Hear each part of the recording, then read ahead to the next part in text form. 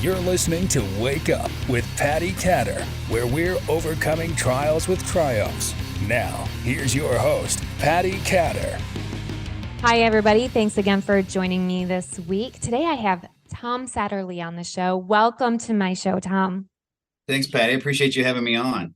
Thank you. I'm really glad that you showed up and you're here to talk about your story. Really, you have a remarkable story. So I'm going to go ahead and let you introduce yourself to my guest and just tell my listeners a little bit about who you are, where you're from, how you grew up. And then I really want to hear your experiences.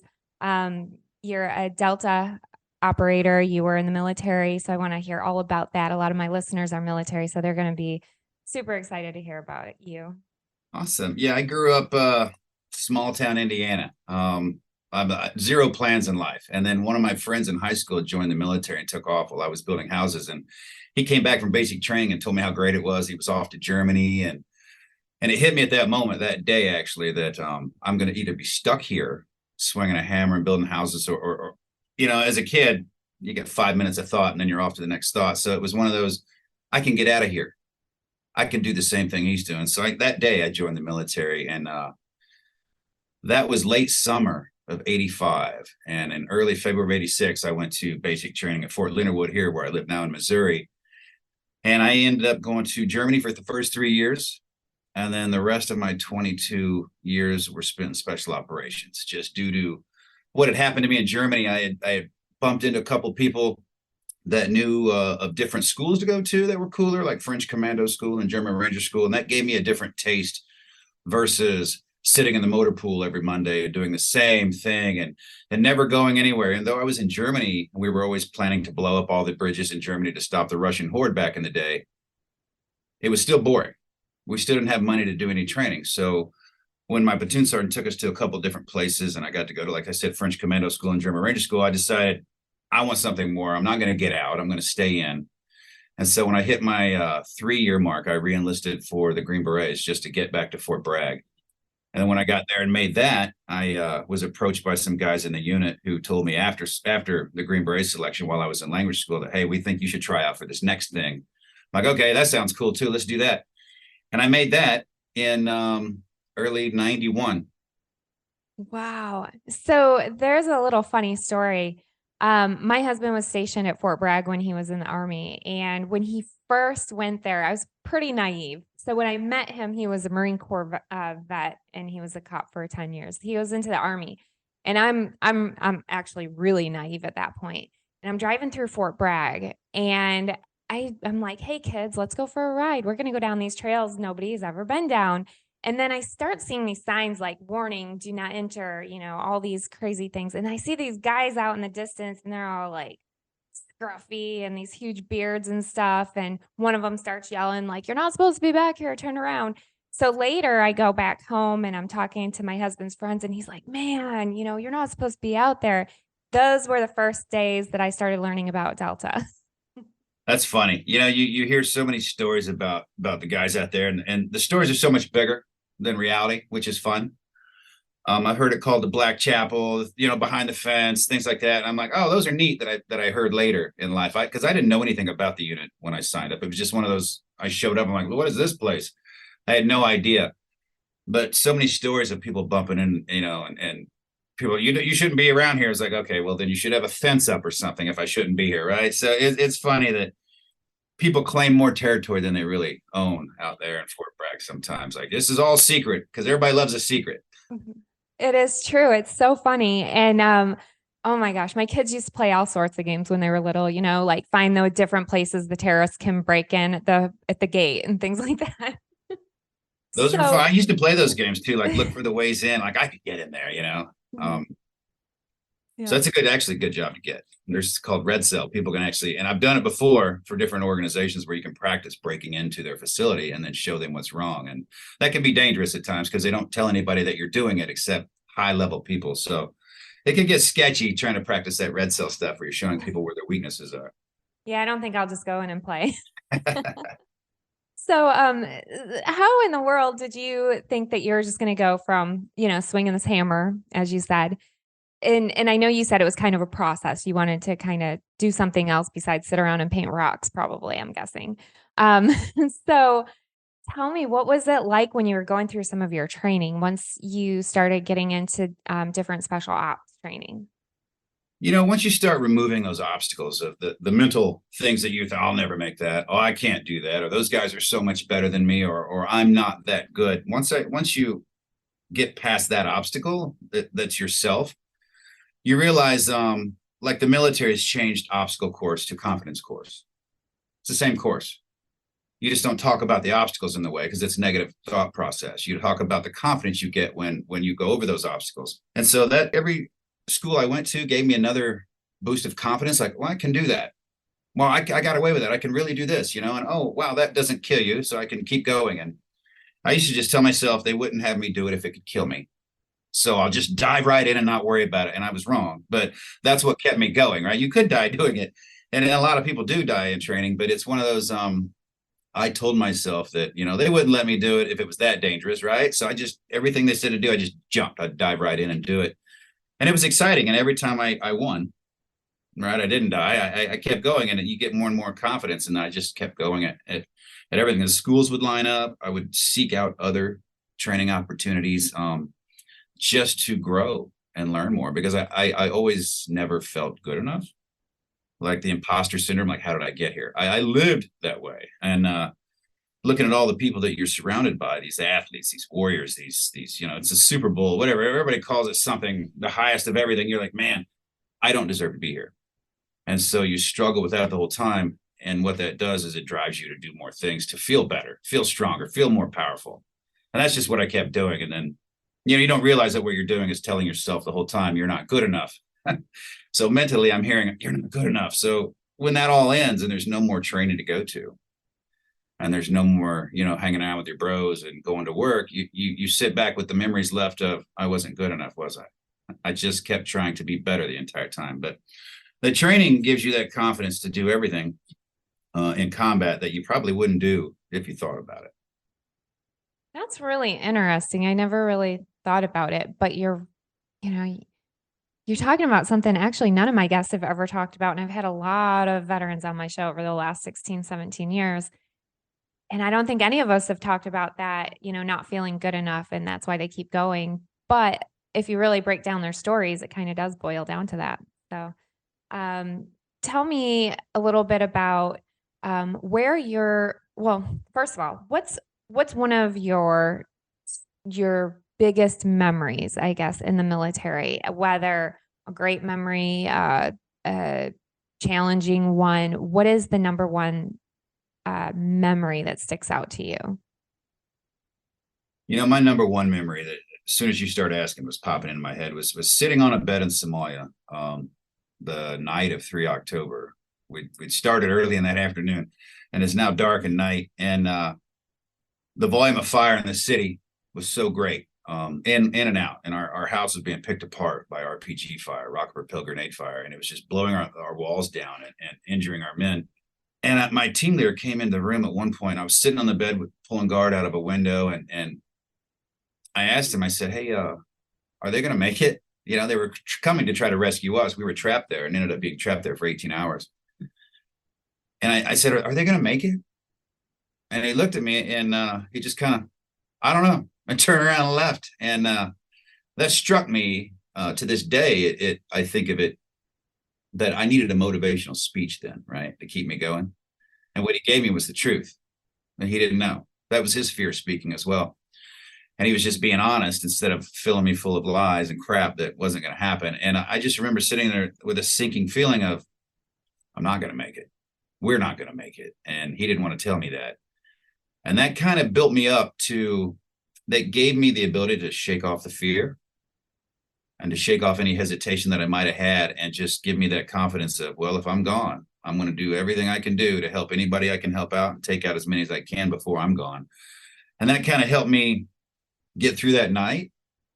But that's kind of what screwed me up the rest of my life, up to this point, even in my life, where that sinking feeling of it's over.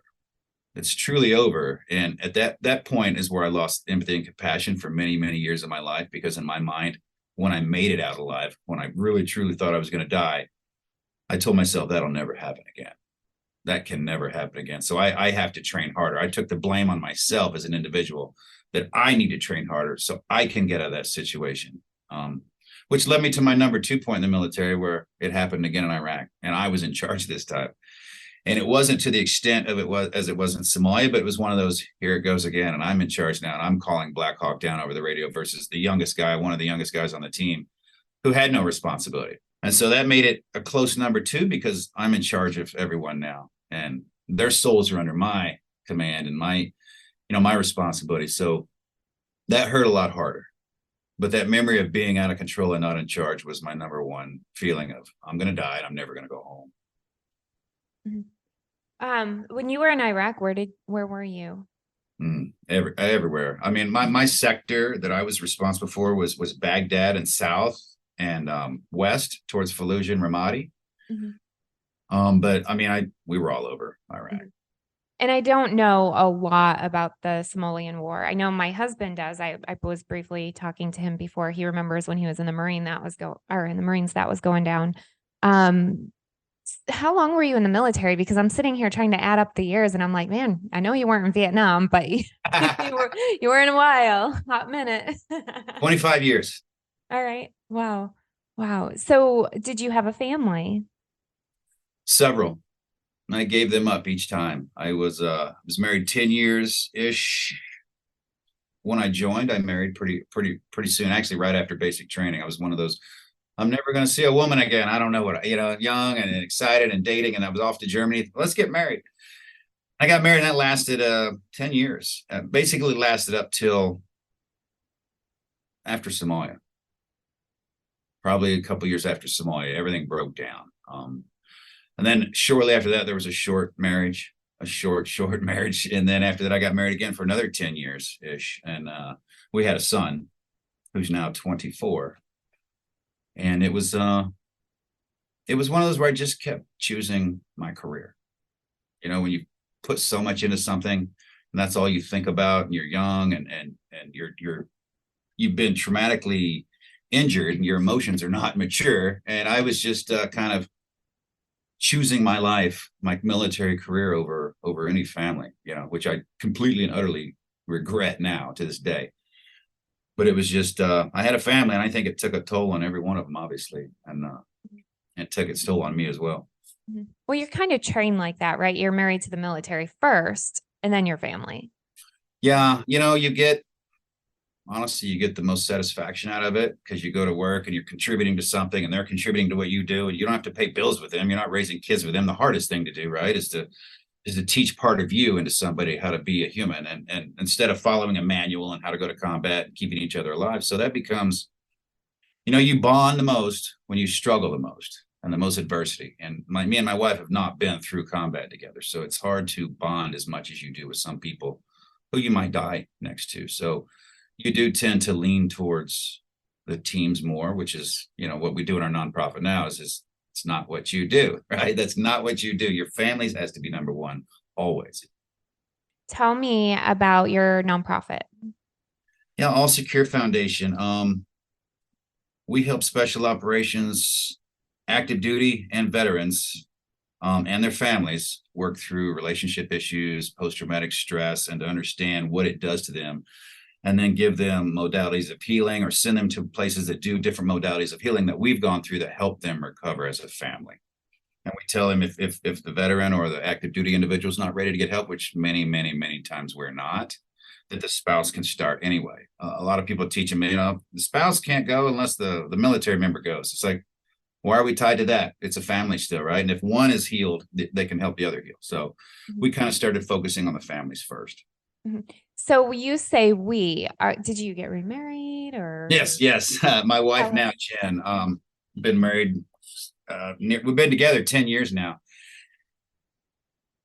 And she started the foundation. She worked with me after retirement. We met after retirement, and I was at my worst. I mean, I was literally at my worst. I was 50 pounds heavier than I am now. I was like, I don't care about anybody or the world, but I had skills and people wanted to pay for that. And she was videoing, and she came in to do some videoing of training, and we ended up meeting and becoming friends, and then setting up, co-founding an organization that trains special operations people to go to war. We were the last stop that they would see before they deployed overseas. And we would throw at them everything as real as we possibly could that we'd seen overseas. And people weren't coming back. And Jen wasn't built for that. She was like, "Where's Bob?" Well, he didn't make it. Well, "Where's Mike?" Well, he didn't make it either, and there were people would die in training. And she just, after several years, is got to the point of, I can't do this anymore. I want to help them come home. I don't want to prepare them to go away. That's not what I'm built for. So she pulled out and stood up the foundation, All Secure. And I continued working for another year and a half to make money so we could eat food. And then she ended up building it to a point where she could bring me on full time. Found some sponsors that said, "Look, we want to be your admin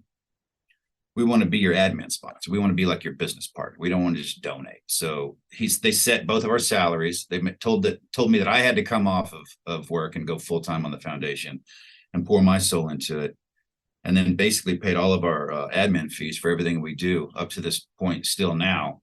So we could tell everyone else that 100% of their donations goes directly to the programs to help people, and kind of kicked it off. And we just started, because I think first we became a resource library to make it easier for people to find resources to get help, because it was so hard for me to find things.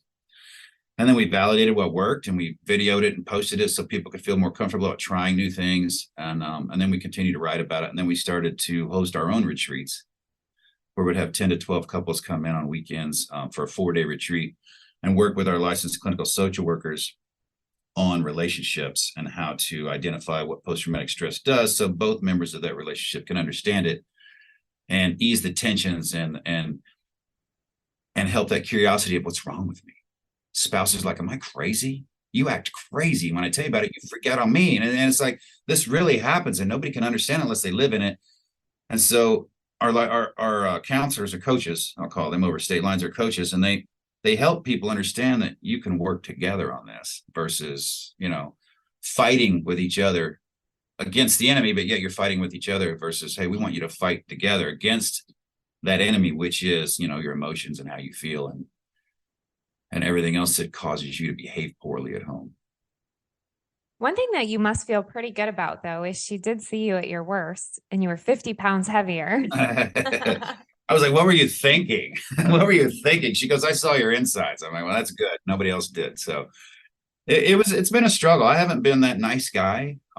She's learned a lot along the way, and she's struggled as well. And she's become more stronger for it and more resilient. We bonded together that way. And she was tough enough to go toe to toe with me and stand there and stare me down and really make me, she won't take credit for it. But make me get help. Make me see that I needed to get help and take action, because nobody can help me but me. She put me in a position where I realized that and had to get to work. Good. So would you say, what was your number one struggle that you had, your trial? I know we just talked about a bunch of things, but the biggest trial you've had in your life, and how have you overcome it, or are you still working on it? It'll be lifetime. I try to explain what they are. I used to say just anger outbursts, or rage is my biggest thing, but it's the anger outburst that happen when you instantly feel embarrassed, scared, threatened, challenged, or unappreciated. All those feelings that instantly make me feel worthless. They don't, but that's how I allow them to react on me. And that's been the hardest, because that turns into rage. And when you don't start at a 0 to 10, I started at a 7. I lived at a 7, and most people live at 7s that were in the military. Like, they're already jacked up, ready to go. They're already ready to point out what's wrong. They're already ready to fix something broken. So they're always on the ready. So it's easy to get to a 10 from a 7. So the hardest thing for me was the awareness that I live at a 7, and I need to back that down, and that it was biological. I kept blaming myself, and the shame. Everything I did was so shameful. Why can't I stop? And finally, a brain doctor had explained to me, a guy who didn't know me. He lived out in LA, and he was one of the top brain doctors. And I had some brain scans before and after a procedure that I've done that helps with that behavior. And he said, "This is a remarkable change over a 2-day period." He goes, "The first day, your brain looks like an NFL player that's been playing for 15 years, you know? And I'm like, of course it does. It's bright red and shiny and it sparks everywhere. I don't know. He goes, so you must have the issues with rage. You must have issues with saying things you don't want to say and you can't stop yourself. You must have issues with feeling inferior, blah, blah, blah. Just laid it out. And I was in shock. And I thought, this is not an invisible wound of war. You can take that away now because that makes everybody think, well, it's invisible. You can't work on it. You can see it on a brain scan. It's like a broken bone. You can fix it. And he laid out, I can fix you with over-the-counter supplements. You know, it wasn't more medication. It wasn't more treatment. So I've taken that and realized that, wow, you can get better once you have that awareness that you're not broken. It's not just something. It's not a disorder. I don't like the post-traumatic stress disorder. I like that it's an injury or that it's just post-traumatic stress. All right. It is a bit of disorder when you take things out on other people. Sure. It's, you know, but it's really an injury versus a disorder. I can't get anybody to come to get help when they think it's a disorder. If they think it's an injury, they can fix it. They'll come get help. So that's semantics. But that was my hardest struggle was realizing that, well, was being that person that raged, and then the shame of what I would say or do to my spouse. And then that shame cycle would keep going, and I would beat myself down more until finally the time would come, I would feel a little better, and then it'd get better again, and then it would have a good relationship, and then I'd blow up, and it's all over again. I'm going to die. And so that cycle used to be hours. And with the work, it would become once a day. And then it was, once a week. And now it's maybe once in 6 months or whatever, you know, I'll have a freak out and I won't know why, but I catch it a lot quicker. We recover quicker because we use the tools that we've learned from our coaches and what we've been through to manage that versus letting it just spiral out of control. Right. And you know, one thing that is interesting, I want to ask you about when somebody is in a fit of rage like that, especially our veterans who've had either PTS or TBI, then instead of escalating it, which I have seen a lot of spouses do, especially if they didn't know their military veteran or a spouse or loved one before, you know, if they didn't know them before their injury and they didn't really realize that that is an injury, it's not actually him just being a jerk, right?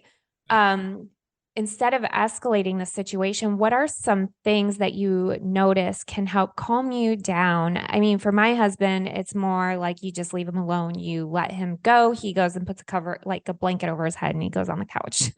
And so I just learned to just leave him alone. Like, Don't say anything, just walk away and just leave him figure it out himself for a while and then go back to it later. That's something each couple has to determine what works for them. We have fight, flight, and freeze, right? So I'm a fighter. My wife's a fleer. So I'm going to pursue and she's going to retreat. And so if she retreats, that's almost power for me. I've learned not to, right? The awareness of what I'm doing is my point is we all do something different. So we all need to be aware of what that is. And if what we do spirals it out of control, we need to stop that. It's not that easy, but we need to take actions and steps that would remove that kind of behavior. Determine what it is that works, you know, and me and my wife have had these conversations, you know, we make rules about when we fight. Here are the rules, not if, but when we're going to fight. And here are the rules we should stick to, because when we don't, it gets out of control. Just like if we're going to go drink, you know, we don't drink at all anymore. We drink I'll drink no more than 3 in a night. If I drink, and she'll drink no more than 2, because we know now 4 leads to 20, you know, and then it's no good. So being aware of what you're doing and being aware of who you are personality wise, if you're a fight, flight, or freeze person, and to stop that and realize that most couples are fight and flee. That's just most, but some are fight and fight, and some are flee and flee, and both those are just as bad because nothing gets done. We both, in a relationship, we all want to feel safe, secure, attached, and connected to someone, right? And so when that breaks down, we start feeling, I want to get that back. So some of us start screaming, reaching out for that hug. I just need to hug you to make it better. So you need to determine what it is that works in your relationship, set those boundaries and rules and follow them. And that takes time to follow them. That way, when you do spiral out of control, you know, I can leave you there. I will leave you there until you're better. Some people chase, you know, he always leaves and goes out and works on the car and I want to fix it. Well, what happens when you go out there? We fight more. I know, right? You're trying to stop fighting. The whole point is to remove emotions from what's happening. and get back to the facts. And when you're flooded emotionally, you're going to fight. You can't control emotions. They make no sense. They make no sense. So you have to let those emotions calm down for however long that takes, and then get back to it. I've told my wife, just keep telling me you love me. Because when I'm crazy and raging, I mean, no, don't repeatedly get in my face, because everything that happens too much is going to set us off. And people need to realize that many of us have been trained and rewarded and awarded for being aggressive and violent. And that's what kept us alive. So that's what our bodies go back to, that safety of that action, right? So you come home and there's a cup in the sink, and the whole house is clean, but you focus on that one thing that's wrong, because that's what we do. We look around and find out what's broken, and we try to fix that. Everything in the military, like JMPI, if you're a jump master, you look for what's wrong. That's just what's ingrained to us. When you do an after action report after work, after a mission, you beat each other up for everything you did wrong, because you're supposed to do what's right. We don't pat ourselves on the back for what we did right, which is very wrong, which is very wrong in how we do our business. But being aware of how we're trained and how we're taught for that 5, 10, 15, 20 years in the military is way different than civilian life looks at things and tackles problems, because it's different in how they play out. One, you could die. And then here in the civilian world, you're probably not going to die by doing something and arguing, right? So being aware there's not life and death, that you're flooded with emotions, and that you need to determine, do we need to pause? Do we need to work it out right now? Or do we need to give you the break while I go over here and work on something until you're ready? And that's different for every couple. So you need to sit down and decide what that is, and then work on sticking to those rules, because nothing happens right away.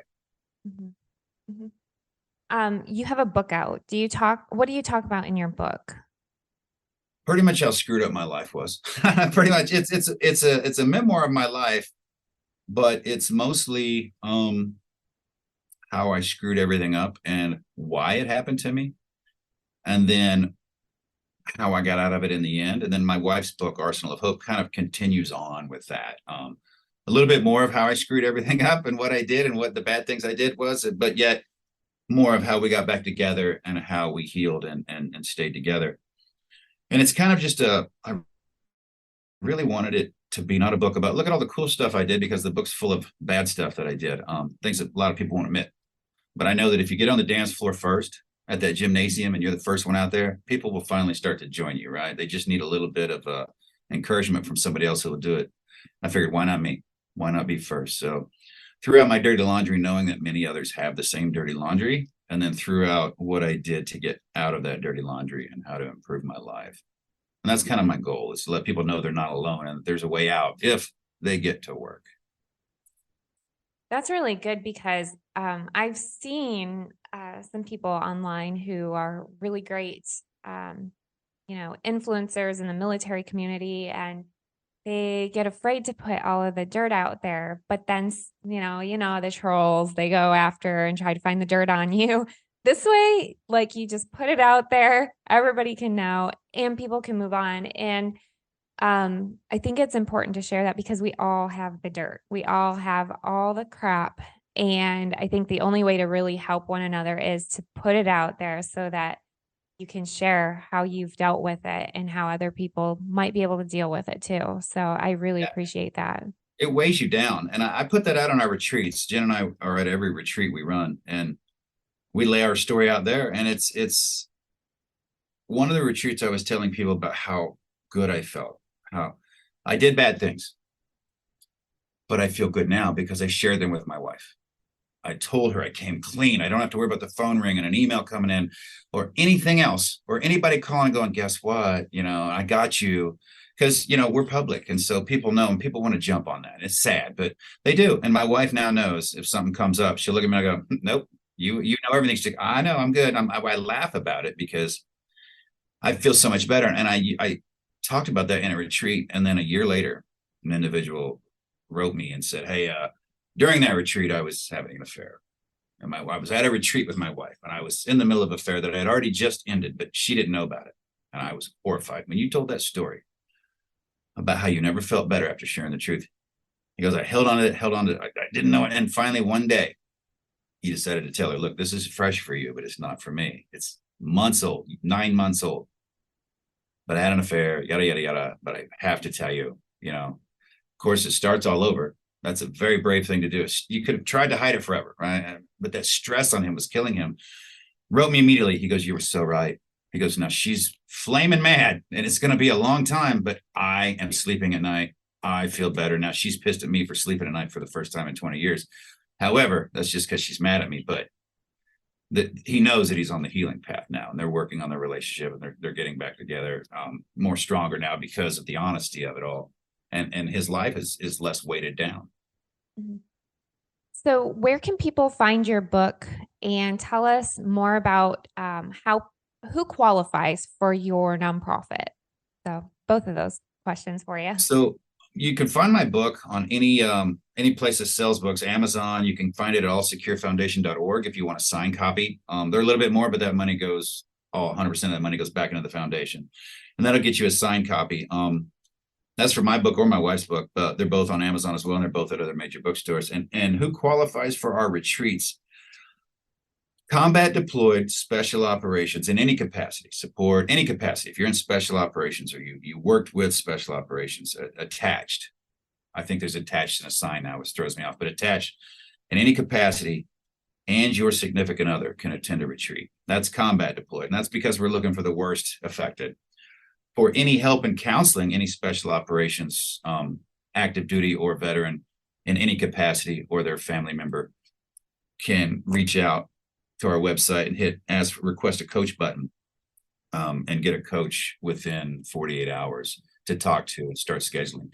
We keep trying to hire coaches until someone won't wait more than 48 hours to see their first appointment, to have their first appointment with one of ours. Now, if they can't make it, that's on them, but we encourage that. But we want to be able to see somebody within 48 hours. And when we get to a point where we're backed up, we start looking for another coach, and we bring them on as quick as we can. And we make sure that people don't wait, because the things we hear, once people wait, they won't show up later, right? Or if they have to wait, that could lead to something else right away. So we don't want them to wait. We're not 911. We tell people we get a lot of, "Hey, help me, he's drinking, blah, blah, I don't know what to do." I'm like, that's not me. That's not what we do. I can't do that. I don't want to take that on. It's too much. I'm not there. I don't know. I'm not trained for that. And so people shouldn't do that. But we give advice all the time. We're on the phone all the time, helping people out, helping them understand that it's okay. It is a big deal, but it's not that hard to start. And it's so much better when you do start. So we just want people to feel better. And once they do, that word of mouth spreads that, hey, this works. It's just sharing how you feel, and using these tools that our coaches hand out help you with your emotions and help you with your relationship and help you get past that dark feeling that you have. That is amazing. Now I'm going to be interviewing your wife. She's going to be on the next week's show. So I'm excited about that. I can't wait to talk to her. Is there anything that you would like to say before we wrap up the show, especially, twofold, one for our military vets, but also for those listening who are in the civilian sector, because I do have a pretty big audience on both sides, those who want to learn about how to better connect with the military community and those in the military community, and everybody who listens is patriotic. So yeah, I would tell everybody that we're all the same, right? We all want to feel loved. We all want to kind of pitch in and help. And if we do have issues, it's because we weren't loved or felt loved. So, I grew up in the military with my son. I didn't raise my son. I was gone all the time, so we're struggling. He's 25. We're struggling to come back together and have a relationship. And it's a lot of work. So you have to be aware of where you are in life, and you have to realize your family really matters. Your family is number one. Your family was the only one that's going to be there when you're done, unless you get rid of them or lose them. Right. And keeping a family and being in a relationship is a job. If you don't work at it, you'll get fired from it. Okay. You have to put effort into your relationship or it won't work out. For civilians, my book, my wife's book, our foundation, the things that we do to help people aren't relegated just to military. So many people have post-traumatic stress, so many from car wrecks, from witnessing car accidents, from witnessing horrible things, from being robbed, from losing parents or children, to salesmen or CEOs that are never home, also have difficulties with relationships at home. So this isn't relegated just for military. These are just tips and advice for how to be a better person, how to live a better life, be a better human, and be in a relationship that thrives, right, and grows, instead of just kind of sinks into a boring, well, here we are, morning, breakfast, dinner, good night, honey, wake up and do the same thing over. we all get bored with that. And when we get bored, we look for excitement and we stray. So if you want to keep a relationship, keep it active, keep it fun, right? Be present. And that's what we want people to do.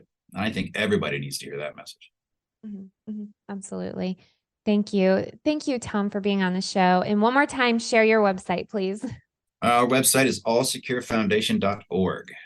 And if you're watching, you see it on the screen. If you're listening and you didn't have time to write it down, you can go back into the show notes and find that. I'll have it on my website, and I'll be promoting it on all of my social media as well.